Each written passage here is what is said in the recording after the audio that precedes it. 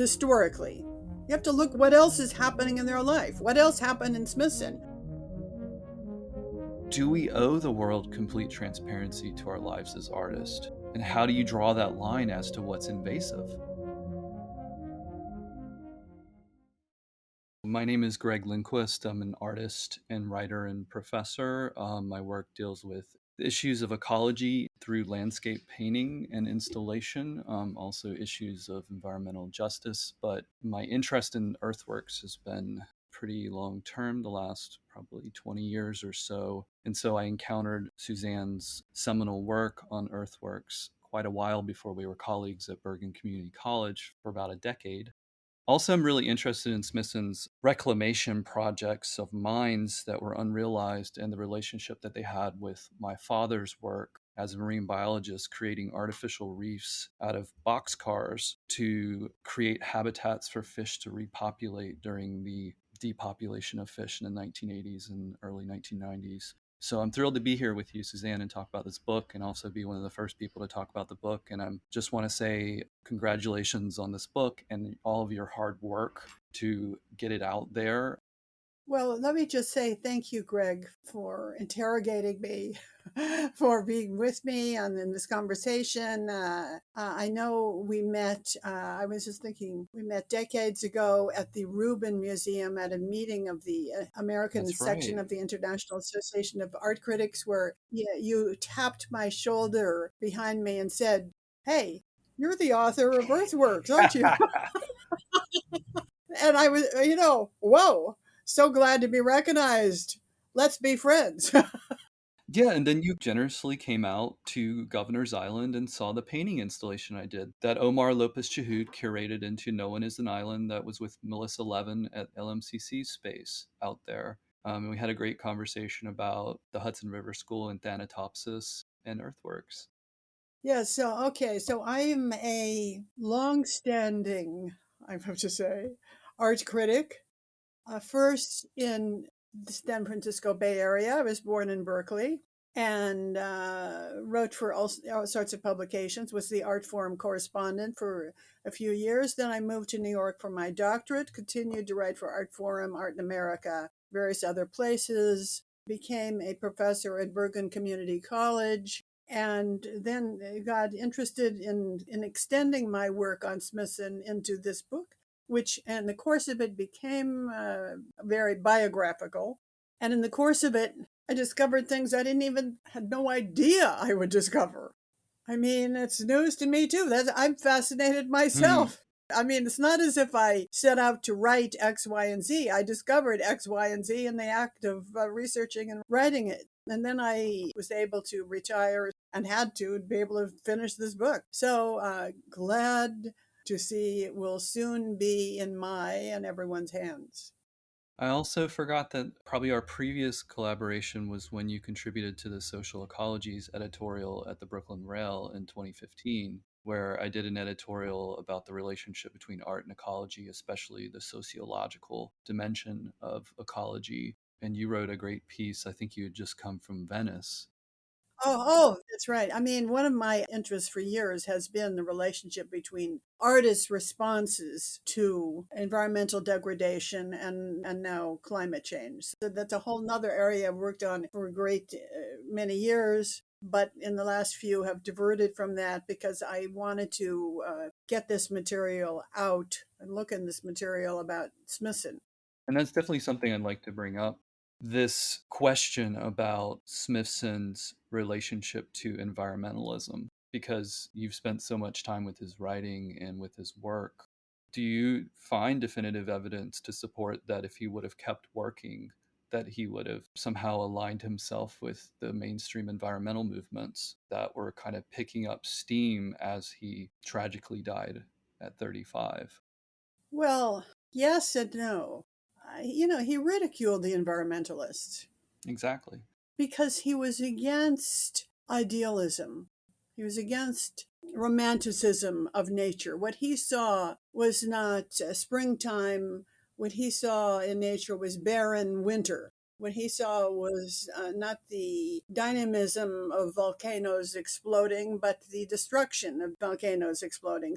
Can I just interject for one moment? Because you're absolutely right. And in like Tour of the Monuments of Passaic, New Jersey, we just read it a few days ago in my Pratt Art Since the 60s class. And a student pointed out the same thing that careful readers point out is for all of his rejection of idealization of the landscape through some mode like romanticism, that he would find probably retardere, he romanticized the industrial scape.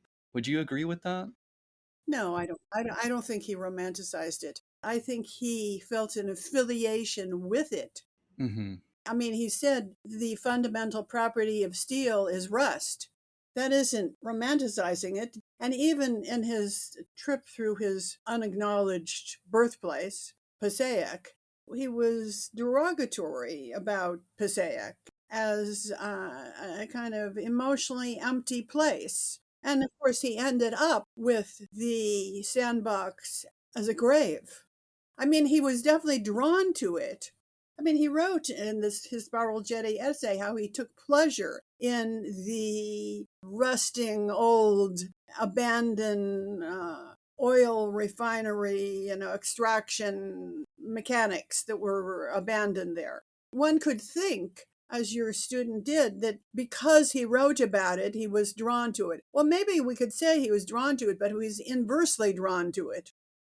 Well, what about the camera cuts in Spiral Jetty where it cuts back and forth between the earth moving machinery and the dinosaurs? Would you say that's a romanticization of the industrial through the prehistoric or the geological? No, because, and listeners of this can find my article on Smithson's relation to dinosaurs on the Burlington Contemporary website.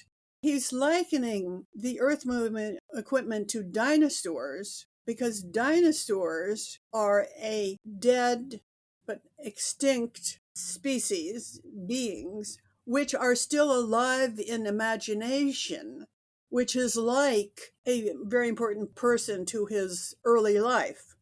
Dead, but still alive in memory or alive in thoughts. And that likening links the spiral jetty to that person, and to that experience. One could see externally, and maybe he even wanted it to be seen that way, that he was heroizing the earth moving as grunting dinosaurs. But biographically, those dinosaurs, which he pictured pretty much throughout his artistic life, had a personal symbolism that was not related to industry except in its degradation.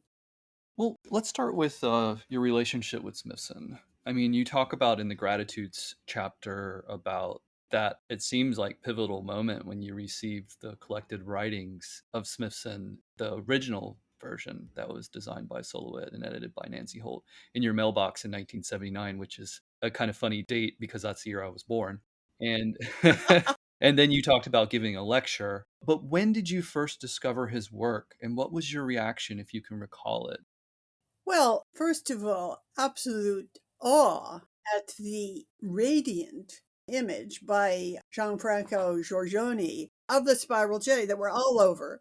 I was a TA for Peter Seltz, the originally German emigre from Munich, who was the expert on German Expressionism. Okay, and he was giving a course on 20th century sculpture. So I was one of the TAs in this big stadium seating in which we had, discussion sections. And then he, being who he was and who we were, he told his cadre of TAs that we each should give a lecture. And okay, what should I give a lecture on? Well, I just flipped open the books and there it was. So first of all, there was the visual attraction.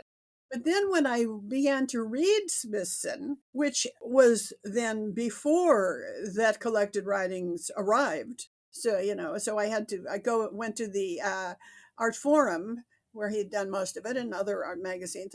When I began to read him, I think I grooved with the focus on mortality.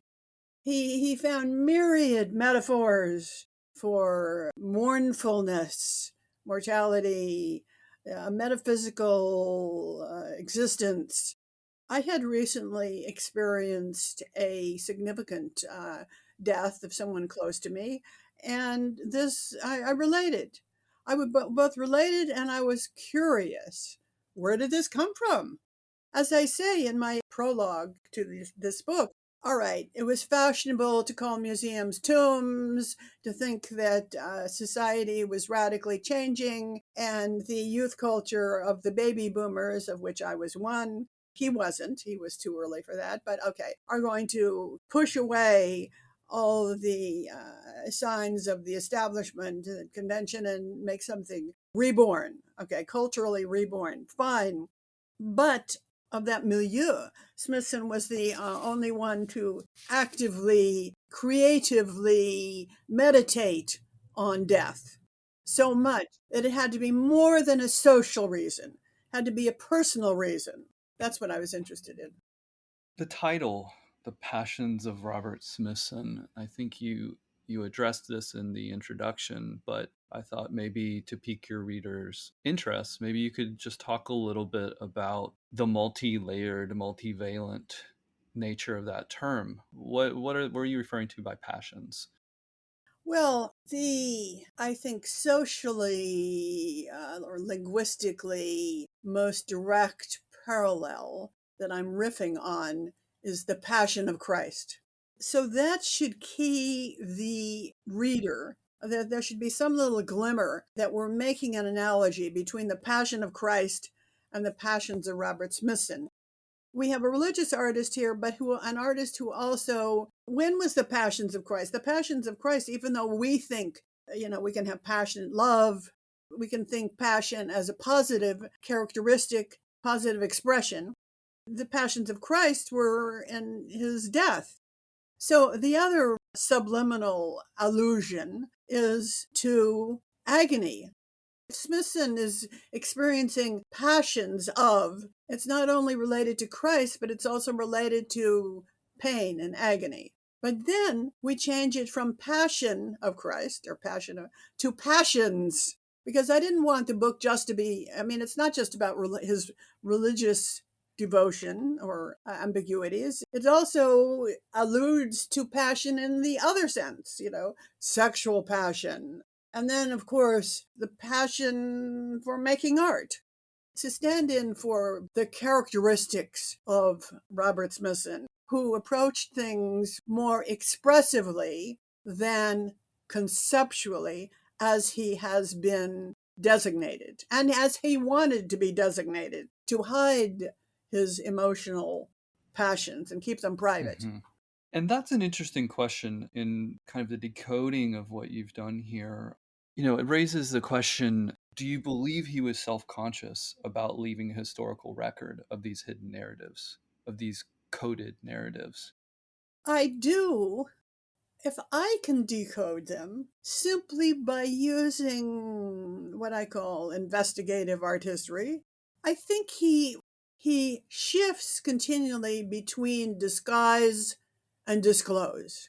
Disclose and disguise. I mean, there are large areas where there's no disclosing because, in my belief, he used cryptology. And with cryptology, you need to know the key. There are many works, like there's a painting, Buried Angel. Buried Angel has three interesting aspects. It has an underground angel with full wings out, and it has a deep kind of cutaway of underground. In that deep cutaway are a number of letters that don't make words and numbers that go like from 1 to 9 or various other numbers, and they're really confounding. I mean, some of them I have added up, as in numerology. They don't really add up to anything significant. That is one of the images that I think will never be completely revealed. Will Shorts couldn't crack it? Will Short sends me to the American Cryptogram Association, which did correct something else. But I'm hoping that this study will inspire a graduate student who has a degree in computer science or something also. a graduate student, computer scientist, becoming an art historian to take up some of these mysterious. Okay, but in that buried angel, okay, so we have the underground angel with the full wings that shows that the angel is not dead, but he's underground. He can't be seen. Okay, then we have all those letters and numbers that are undecipherable. And then we have the volcanic channel that has these kind of bulbous forms at the end that look like a scrotum and a phallus that's spewing pink flume. Could they be like pimples too? I mean, he was like he had an acne face, right? Have you thought about that? The face has nothing to do. The face, we could say, is his own manifestation of the passions of Christ because it's bloody. It's bloody because everyone who I talked to who knew him, the first thing they said is Smithson was tall, gangly, and he had bloody, pocked cheeks because he would scratch his acne. And of course he objected to Alice Neal painting that, and he told Alice, he objected to Alice Neal not only painting with kind of vivid strokes his red cheeks, but she put it against green, which being its opposite, its complement on the color wheel, brings out the red. So when she went to his studio, then later, she said, Bob, you objected to my painting your cheeks bloody red as they really were, but look at all this blood in these paintings of Christ only in the crucifixion and the Via Dolorosa. His paintings are not religious, they're not Christ scenes, they're only Christological death scenes. It's much more easy to sanitize them as, oh, they're religious. Well, if they're religious, fine, but the only extant ones are of Christ. He has one St. Michael and one little drawing of a Madonna. Where does his relationship with Christian symbolism come from? Was he an altar boy? I couldn't find that out. And he was Catholic, right?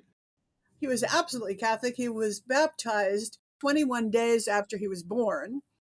Let me tell you a story about doing research. The number 38 became significant. His birth year.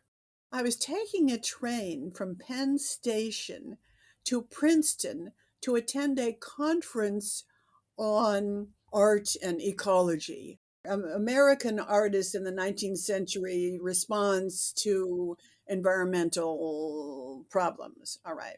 And when I got the train ticket at Penn Station and the last numbers were 38, I thought, this must have something to do with Smithson, but he was absolutely not interested in environmentalism, political environmentalism. He ridiculed it. He was not interested in ecology per se. Okay.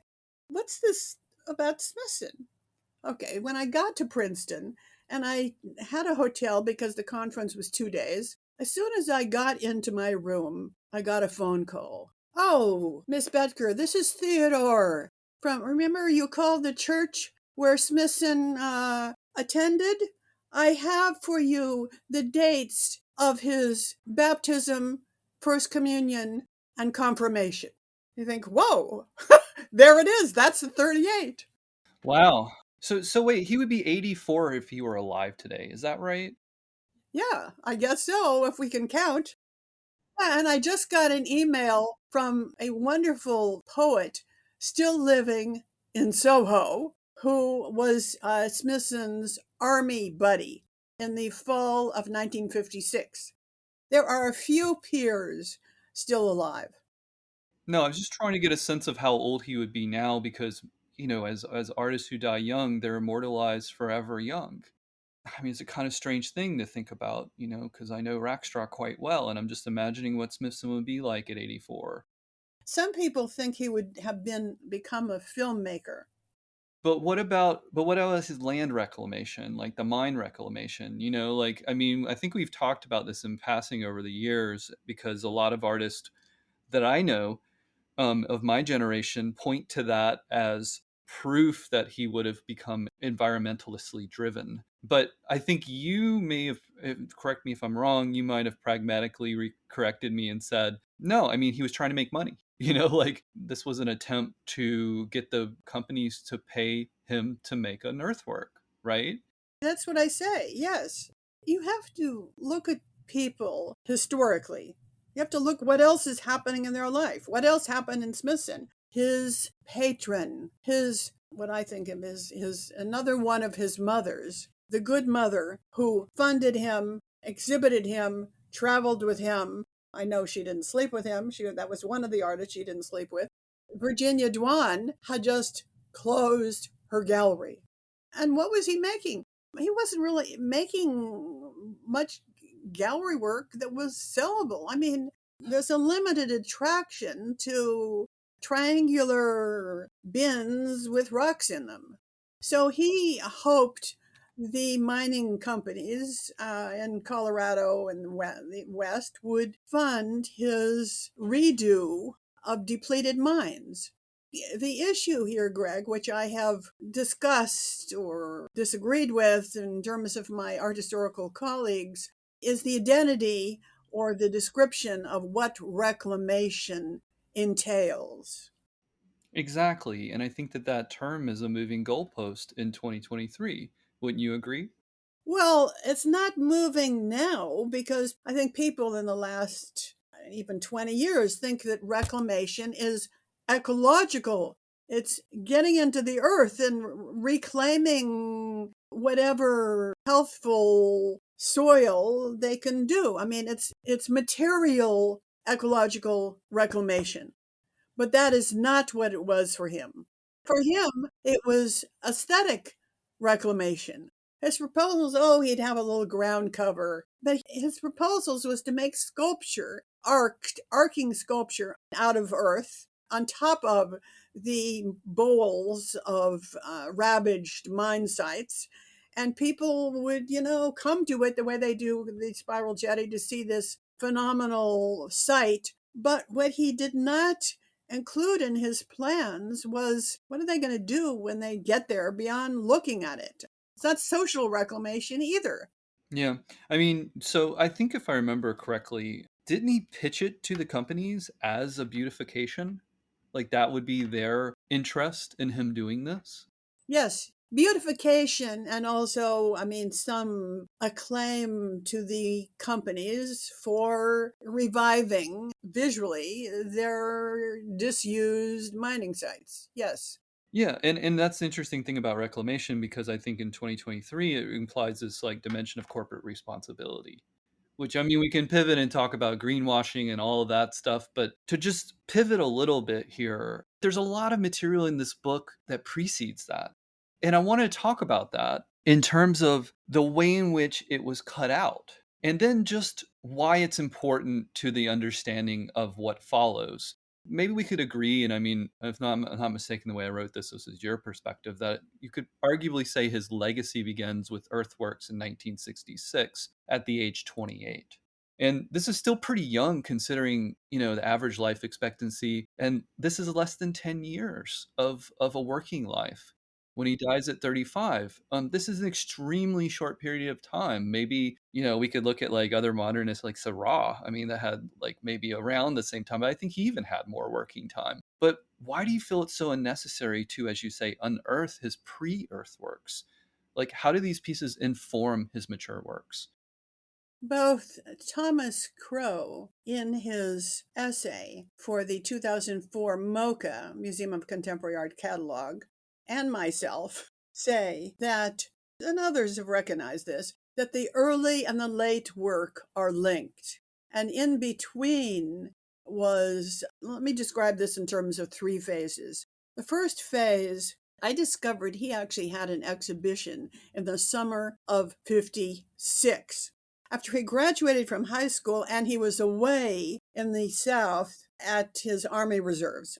So he had 9 exhibitions of painting between 56 and 62. Of those, 4 of them were solo shows. Now, the official chronology that Nancy Holt provided, she was probably uninformed. Okay, so instead of 9 and 4, there's 4 and 2. How could she be uninformed? Weren't they like high school sweethearts?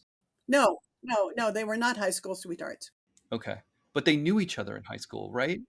They were sweethearts in middle school. In middle school. Okay, but they didn't know each other in high school and like right after? I think they were estranged in high school. They had little to do with each other. I think that is why, well, I don't know what, no, no, this is another thing. I mean, she did not want to tell me where she went to high school. Right. She kind of distanced that relationship, right? I think you told me this before. Yeah, yes. It may have been because Smithson was exploring a homosexual identity. It may have been someone who went to high school with them at that time believes that could be so.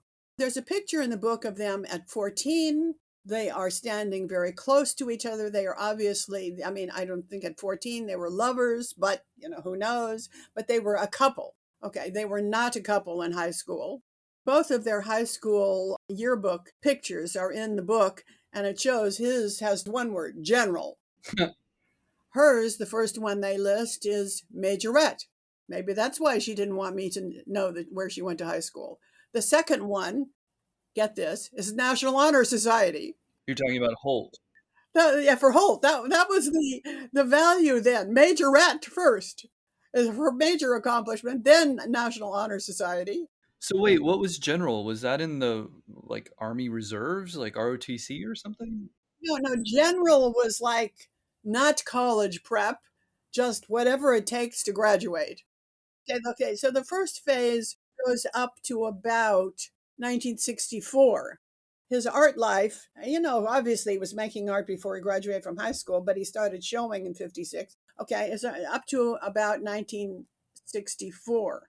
And then he transitions from expressionistic painter to cerebral sculptor and published essayist. He was writing before, but he didn't seem to seek publication of those essays in the early 60s. All right. So then he was a sculptor of interior gallery works until the Spiral Jetty, which was 1970. Okay, 64, 65, he was doing gallery sculptures, and then he catapulted himself via Virginia Dwan, who funded this, the gallerist and the patron.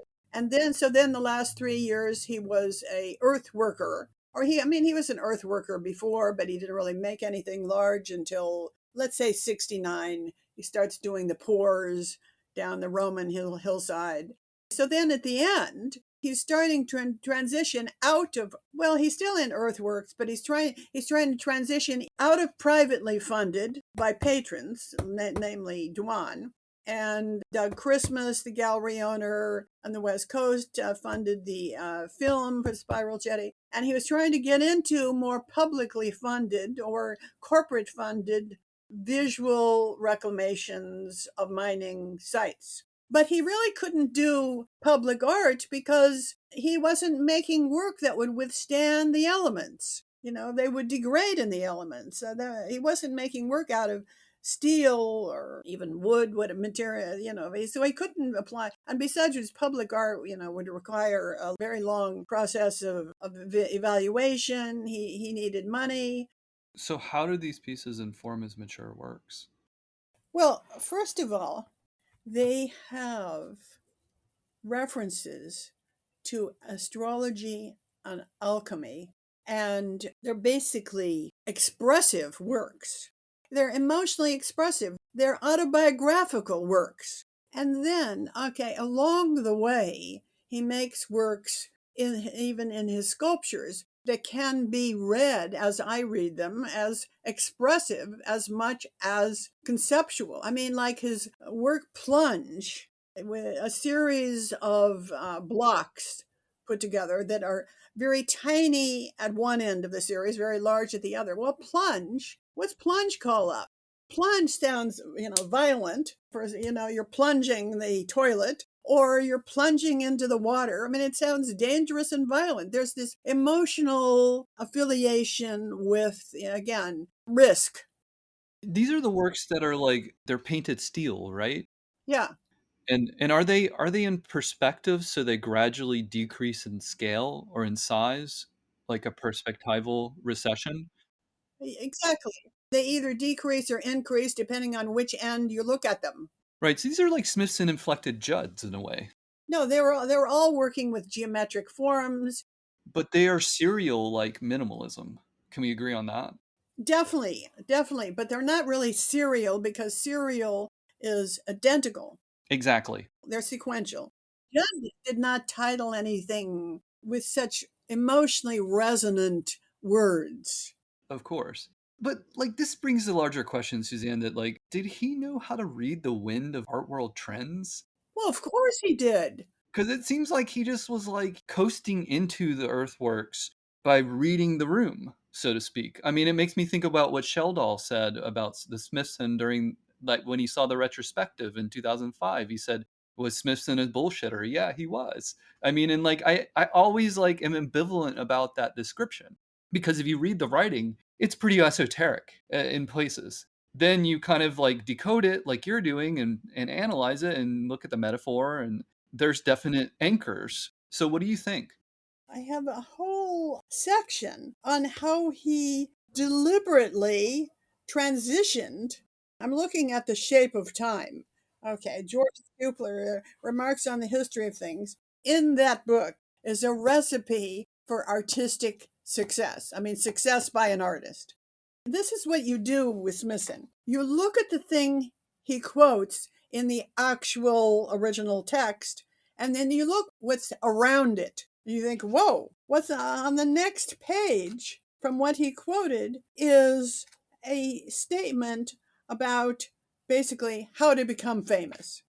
And Smithson's transition from painter to sculpture was absolutely career driven. It sounds pretty manufactured as well. For the mid 60s, who was painting? Andy Warhol and the pop artists, but Smithson did not have the mentality, the spirit to do pop art. He tried it, but it's not his spirit. Okay. Well, I mean, he also rejected painting in a similar way that Judd rejected painting. Of course, yeah, yeah. Yeah, because where? Because painting had gotten down to ground zero. I mean, it had gotten down to Reinhardt's black fields, or it had gotten completely full of Pollock's splatters. So when you have the two ends being filled, people then moved into sculpture because it was a place that had room for innovation. So they all just say, oh, painting's done. It was done at that point. And as a matter of fact, there's so many people still doing abstract expressionism or early, you think, can't you think of something new? I mean, uh, Well, I mean that flame does not get extinguished very quickly. if a critic says that, you think, oh, you're just after novelty. No, I'm not after novelty. I'm after an experience that's new to me. Which is interesting because I just read this morning the Bois chapter on the morning of painting in Painting as Model, and he talks about novelty as a driving factor of painting in relationship to the market and capitalism and all that stuff. Well, I think it's a driving factor of all art, all contemporary art. Of course. And so some of the things, this death of painting thing that comes over and over and over again, I mean, like you see every artist like inhabit it in some way or confront it. But you just had an interesting painting on view I saw last month. Mm. Yep. Thank you for that shout out. Can we talk more about the relationship of three things here, Suzanne? And I know you want to have your reveals. So anyone who's listening, you need to read the book to get the details. Suzanne explicitly instructed me not to reveal anything, but can we just talk broadly about the relationship between his early loss, which we can leave it in that generalized category, his sexuality, which, like I'm still just so interested that like Smithson was showing at 18.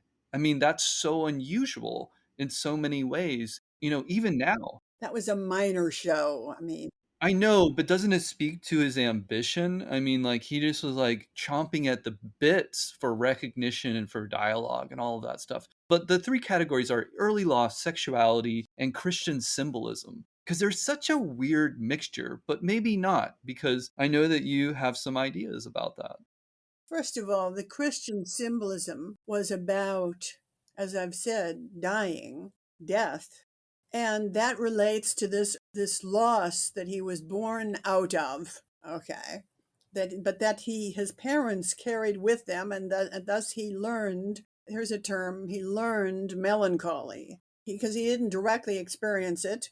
All this will be explained. But so the Christian symbolism is either about someone else's bloody death or himself feeling crucified because of what he wasn't. This is a little oblique, but we need to let people have the joy of discovery themselves. Well, but let me just say something. Like, you have these reproductions, and you reference like the Isenheim altarpiece, right?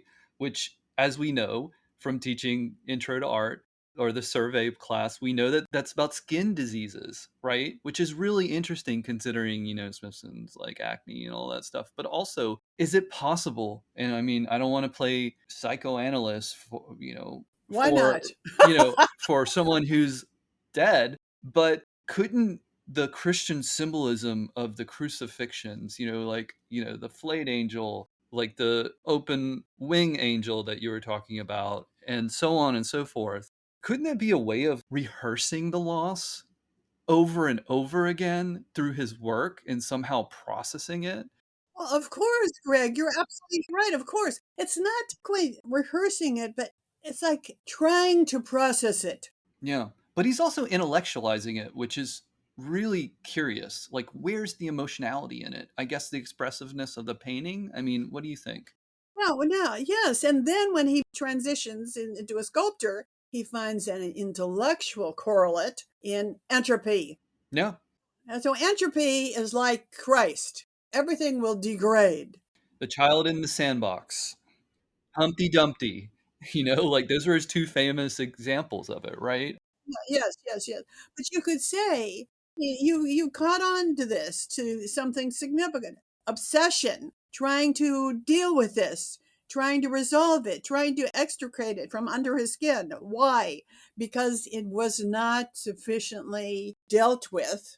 Why is he doing this as a young adult? This problem came out of a family situation because obviously his parents didn't resolve it. Yeah.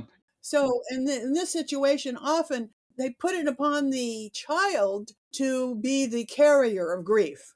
So the parents obviously didn't resolve it, because if they resolved it in the family, he wouldn't have to continually obsess about it. Okay. Carter Radcliffe, if you're listening to this, I apologize if I'm not supposed to tell this story, but you told it to me without telling me not to tell anyone. But we talked about this, Suzanne.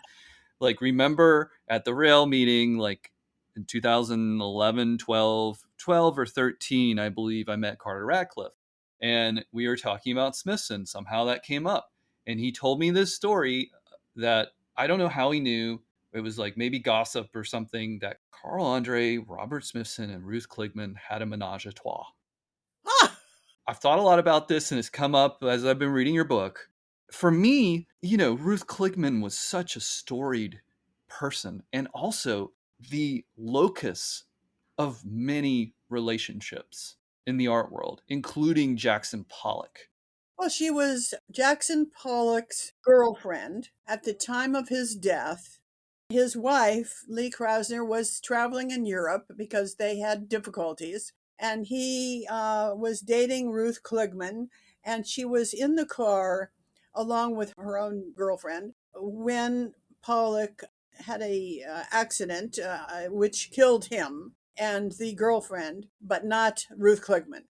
So then she told me that thereafter, when she went to Max's Kansas City bar and restaurant, all the guys wanted to assume the position of Jackson Pollock in bed in relation to her. Exactly. I think you may have even told me this, or that was my conjecture. But to have it said straight from the source is even more remarkable and uncanny. Wouldn't you agree? Yes, but I don't think she acknowledged to me actually getting in bed with Smithson, Okay. because, of course, that's what I wanted to know. What about the essay Spiral Jetty? What about his obsession with Pollock in it? I think Pollock, having died in the summer after Smithson graduated from high school Mm. was another person dead to him. I think Pollock thereby became another or a surrogate or another stand in for the other person that he had lost. So like a lost doppelganger or something, Yeah, or yes, yes, yes. interesting. That's a really interesting theory. Howard Junker wrote an article on Smithson and Pollock. I gave a lecture at the Pollock Krasner House in the summer of my PhD graduation, 1998, on Pollock and Smithson's relation to obsession with Pollock. Because you're right, it's significant that he calls up Pollock at the Spiral Jetty. This raises a lot of interesting questions. Do we owe the world complete transparency to our lives as artists? And how do you draw that line as to what's invasive? There's a lot of writing of personal mythologies here that you've found ways around with Nancy Holt's restructuring and editing of the narrative. And also, I think we talked about how like there were essays that were left out of that second collected writings, right? That you felt were important. No, no, no, no, no. I don't think any were left out of Flam's. Okay. I think they didn't know of them. But there were paragraphs excised from the ones they printed. But Greg, this is an important point you're raising as an artist. It's not that we want to know your or the artist's private lives. But if you make art with pink penises or a penis that is called vile flower, or do exquisitely detailed drawings of highly sexualized men, then I want to know to understand the art. Where's this coming from? It's the art I want to understand. And if I need to understand you to understand the art, well, then, we look to you, your life. But it's not so much directly you. It's like we're art historians. This is like with Jasper Johns. If you put it out there in the art, then it's fair game for viewers to look at and speculate about. What Jasper Johns did is refuse, like in his MoMA retrospective, refuse essayists to refer to him as homosexual. But then there's the issue, the difficulty of knowing, what was Nancy Holt's relation to this? Right. And I believe you did indicate at some point that Nancy Holt had told you that she was working a day job, Smithson was not working. And I guess, that's a whole nother question I was wondering about is like, how did he live? How did he pay to live? Was he a fund kid or did he have an inheritance? But you told me that he would go out all night, I think to S&M bondage clubs and come back early in the morning as Nancy was getting up to go to work for her editing job at a scientific publication or something like that. Am I fabricating this or is this true? You're smushing two things together incorrectly. Okay. She told me, oh, Smithson had the metabolism of hummingbird. He was always active and he would work during the day and he'd go to galleries and then he'd go to Max's Kansas City at night. And I couldn't keep up with him. I went home, went to bed, and the next morning he told me what happened. And that quote is in the book. But I don't know what happened. I don't know what it is he told her that had happened. On the one hand, there's her not only being involved up to a certain point. On the other hand, there's suggestions of his activities, but I don't know how the two mesh. Another person I quote in the book said that whenever he was with Smithson, Smithson wanted to go to leather bars. And Nancy said, when I asked her about this, oh, Smithson was a voyeur. He only went 5 or 6 times. But Nancy Hope believed that Smithson was a tourist in those places. Maybe he was. But if you're a tourist, you don't have to go 5 or 6 times to see it. So if Smithson was bisexual, how does that change our view of his artwork, in your opinion? It doesn't. Yeah, I mean, this is the essentialist question that gets batted around in 2023 a lot. that somehow your identity has to be reflected in the subject matter of your work. Well, let me take that back. I can't say it doesn't. Why is the erect, thick stem with the exploding petals a painting miraculously and astonishingly recently acquired by the Guggenheim Museum titled Vile Flower? What's vile about this flower? Knowing that he had this ambiguous to us, relationship to same sex sexuality, we might think that this exploding penis is vile because it is a temptation that he does not want to succumb to. Yeah, I mean, he's ambivalent and also maybe self-flagellating. I mean, if you want to go back to Christian mythology, right? Yeah, it's really interesting. I mean, like, so let me ask the question of the elephant in the room here, Suzanne, and I don't agree with this, but I have to ask it, is to the people that, as you mentioned, will say that you outed Smithson, how would you respond? I'd say, don't blame the messenger. I mean, look, the paintings are there. Right, right. What I did out is the paintings.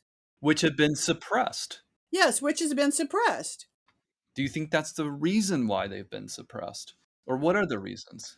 Yes, I think it was also that Smithson wanted to be known as a intellectual, who devised this and promoted this idea of entropy and sites and non-sites and these esoteric new forms of art. He did not want to be known as someone who painted exploding penises, which he did, at least twice, and then or named a painting of another penis that's more like a lingam, Dark Sister. Huh? The penis is female? How does one discuss sexuality from a specific time period? Because the language of that time doesn't necessarily reflect our language in our present moment, right? And I think that you mentioned that you consulted with David Getzy about this. No, Jonathan Katz. Jonathan Katz, okay. But the question of like intersex versus transgender, for example, I mean, is just one that comes to mind. And Well, this is a interesting issue for art historians. right. So how do you address that? When you're talking about historical art, do you use the terms contemporary to you or contemporary to them? I mean, because today we would call such a person queer, and then they would call such a person gay. But now we think that gay implies a bifurcation. You're either straight or you're gay, whereas queer suggests more of a spectrum that's, I think, more accurate to people. It's a very amorphous term right now.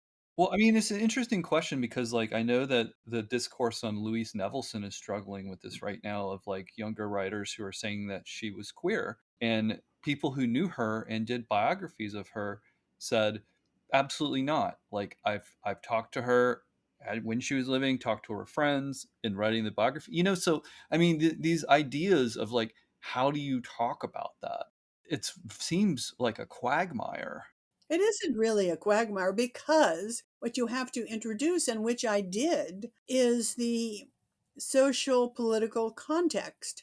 And in the mid 20th century, post World War II, is known historically by scholars of historical homosexuality, which I've learned by reading them, was a period of really extreme homophobia because starting with the US government did not want to hire anyone who might be gay because they thought the communists could blackmail them into giving up US secrets. Newsweek wrote an article, homosexuality, pity or punish. What? So, in the context of Louise Nevelson and Smithson and so many others, they needed to be in the closet. Well, what about how this maps on Roman Catholicism and their position on homosexuality? Well, of course, that's the other thing. I mean, for Smithson, that's the quagmire. How can you be a devout Catholic and gay? You can't. That's another reason the flower is vile. So it just seems like a layer upon layer of suppression, repression, and then unearthing. Well, yeah, I see. My feeling is basically sympathy for Smithson, but he felt he had to disguise in order to be successful, to be a success. I was talking to a couple of young guys at an opening the other night. They don't realize the freedoms, the personal freedoms they enjoy, at least in New York City. New York State did not make sex between consenting adults of the same sex legal until 1980. Let me just add to that if I'm not mistaken, there are sodomy laws still in effect in North Carolina. They're not enforced, but they're still on the books. Yeah. Oh, I mean, yeah, you want to talk about repression. the secret sin. I have a picture in the book of the Peccatum Muntum, the secret sin, the book that Smithson had from the first edition, first U.S. edition, 1958. He was quite aware of the problem. As another book he had titled "The Problem of Homosexuality in Modern Society." He was personally aware of this, I think. How does that map onto his library? Because I know that you went through and provided a selected list of the library. Well, the library is absolutely illuminating because it shows his concerns by the books he bought and retained. The library cataloging was made upon his death. It actually shows two things. It shows what his interests were, not only the problem of homosexuality in modern society, but the early Christian teachings of St. Jerome. He had many books on the early fathers of Catholicism, Christianity, and their sayings, their writings. He had many books on saints. So it shows that he had them. And the other thing it shows is that Nancy Holt was aware of them because she commissioned the catalog and published it, or allowed it to be published in a couple of books. In those catalogs where it was published, in contrast to mine, these books were mushed into very vague groups where you wouldn't find them as easily. Is this the one that Alex O'Barrow did for one of the museum monographs? Well, he wrote on the library, the library was in that catalog that he wrote on, which I also have an essay in, the 2004 MOCA catalog. This whole thing brings up the probable difficulty that Nancy Holt must have experienced. If she did, but she, like Lee Krasner, the widow of Pollock, flourished after his death, after their husbands' violent deaths. So Nancy Holt made her sun tunnels. She made major public artworks. She grew. What were her attitudes towards having to be kind of the caretaker of his legacy at the same time that she was engaged in her own practice? Well, I think she was ambivalent. She was kind of ambivalent to me because she would tell me what a burden it was. There were constantly people like me asking her for copyright permission, for my Earthworks book. But she did have artist rights or a contract with artist rights organization to get payment for that. But she wouldn't delegate this to someone else. Well, not, no. It was both a burden, but it was also a source of income and a source of attention as the widow. As the controller, so that they did, the floating island piece on the barge at the time when that 2004 show came to the Whitney. It was a great source of attention to her, as well as a great source of burden, distracting her from her own work.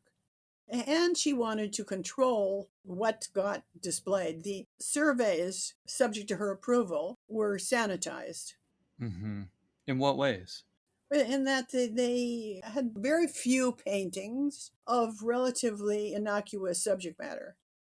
Okay, this is an impossible question to answer, but I just have to ask it. So I'm just going to use it as an example. Like I was in Wilmington last week for my father's scholarship dinner, and I met with one of his colleagues who is still on faculty. And my father collected over 23,000 fish specimen and created a collection. He was curator of fish. The Museum of Natural History tried to get that collection as soon as my dad finished it. And my dad said to Dave Webster, his colleague, before he died, do not let them get it. You have to promise me, do not let them get it.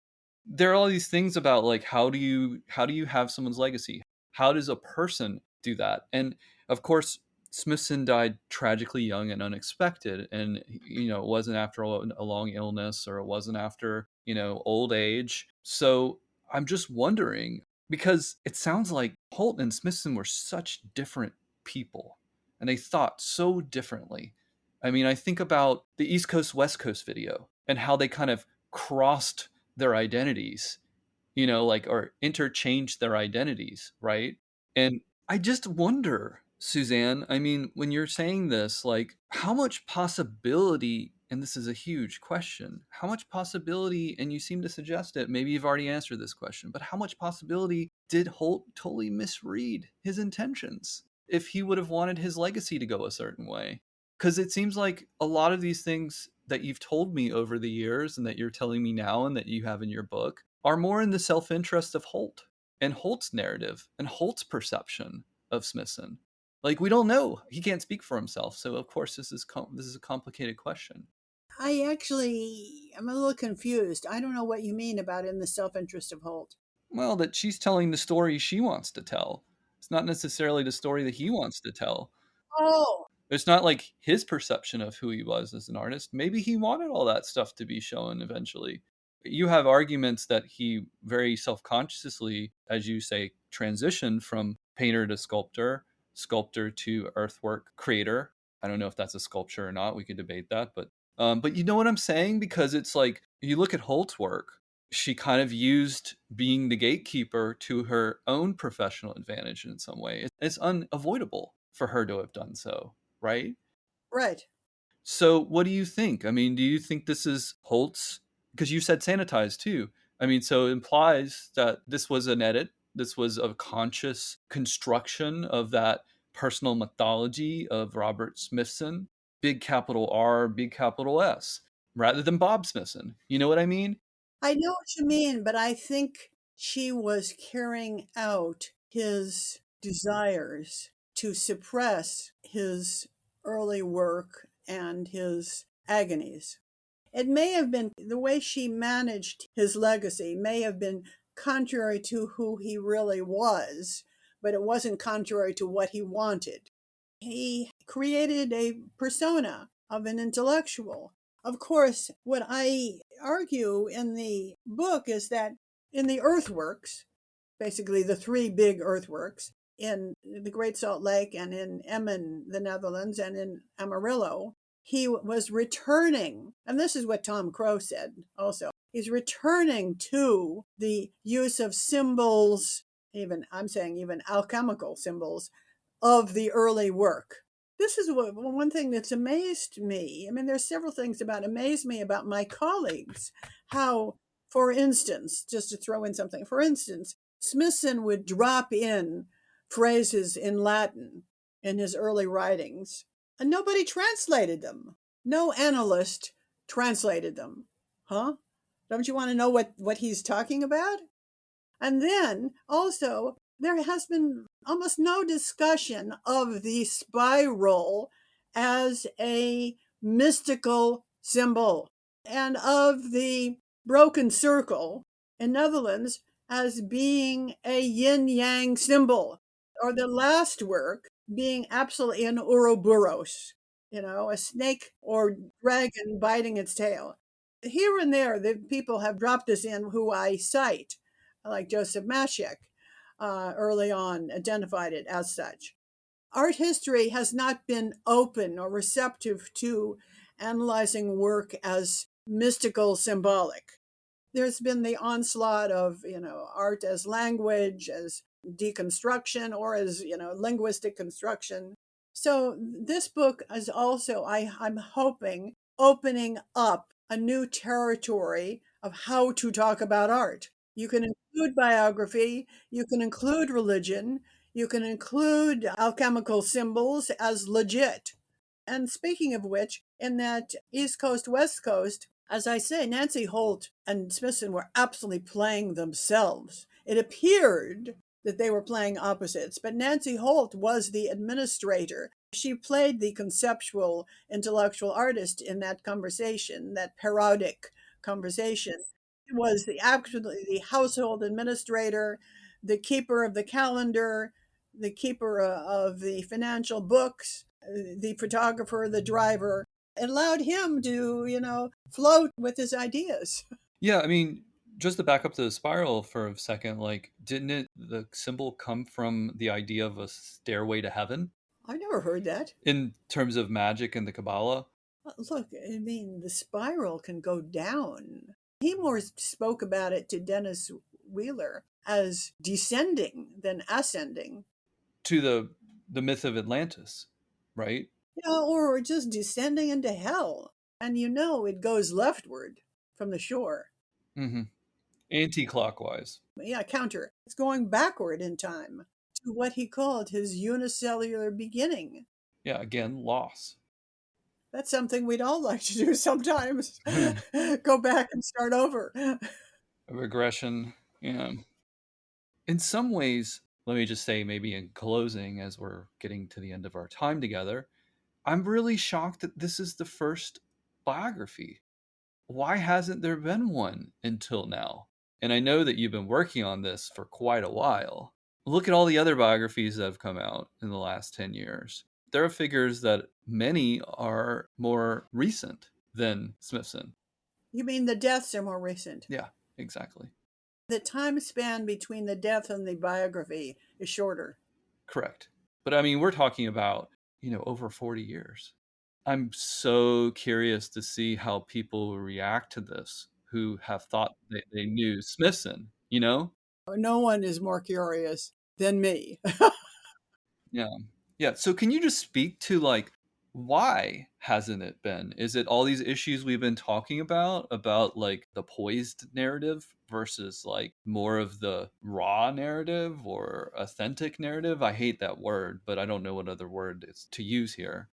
Well, Harold Rosenberg, I'm reading from a footnote, an endnote.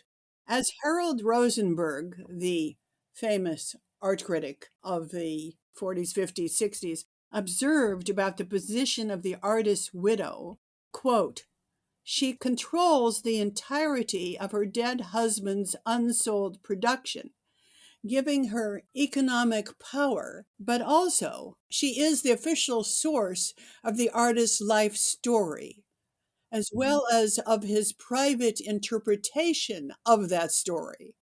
This is Harold Rosenberg in The Art Establishment, which he published in Esquire, January 1, 1965. Well, Nancy Holt personifies that, the artist's widow, who controls both the economic power and the official source of the artist's life story, as well as his private interpretation of that story.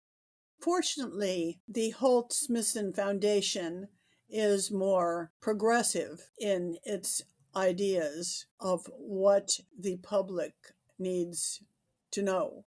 That's the reason. Nancy Holt died in I think February 2014. This is like I remember when I published my Earthworks book, and I feel the same way now. You don't want to come out of that tunnel that you're in, obsessing. The other aspect is I'm still running into people who give me new information. Yeah. I just met someone 2 nights ago who told me that the painter Ed Ruscha titled a work 28 Gas Stations in reference to the 14 stations of the cross times 2.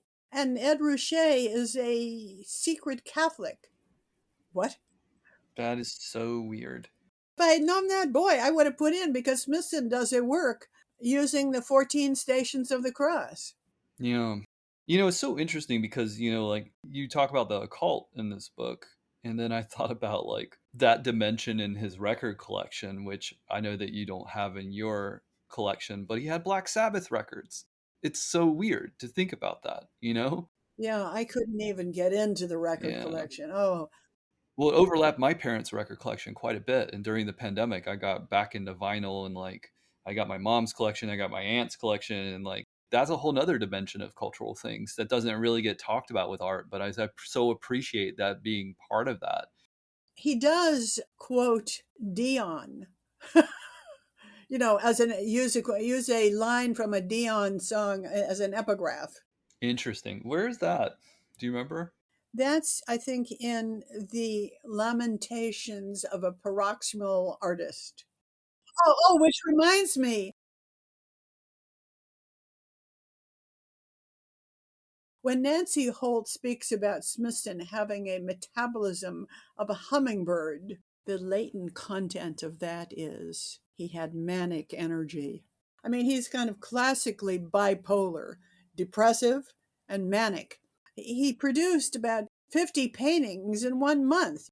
How do I know this? I know this because he wrote his dealer in Rome that he has been turning out paintings to bring to Rome to exhibit. Well, one only needs to watch East Coast, West Coast to get a sense of that monomaniacal mania that you're talking about. But that's really interesting because it kind of points towards, and here's another teaser trailer for the circumstances under which he died. That mania that you're speaking to. Would you agree with that? Absolutely. Oh, well, that's what observers with him at the time described, having a kind of manic excitement about making this work. Greg, it's been so marvelous talking with you because you're informed about Smithson, you have ideas, and you throw them out there, and I've thoroughly enjoyed this conversation.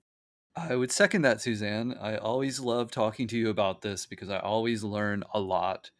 And it was such a pleasure talking to you about your book. I hope that everyone reads it and that it gets the dues that it deserves. So thanks for having this conversation. I really enjoyed it. My pleasure. And all I can say is to folks out there, one of my blurbs calls it a monumental achievement. Whoa! By a psychoanalytic art historian, Jonathan Feinberg, on the back cover of the book. Whoa! Okay. This has been a University of Minnesota Press production. The book Inside the Spiral, The Passions of Robert Smithson is available from University of Minnesota Press. Thank you for listening.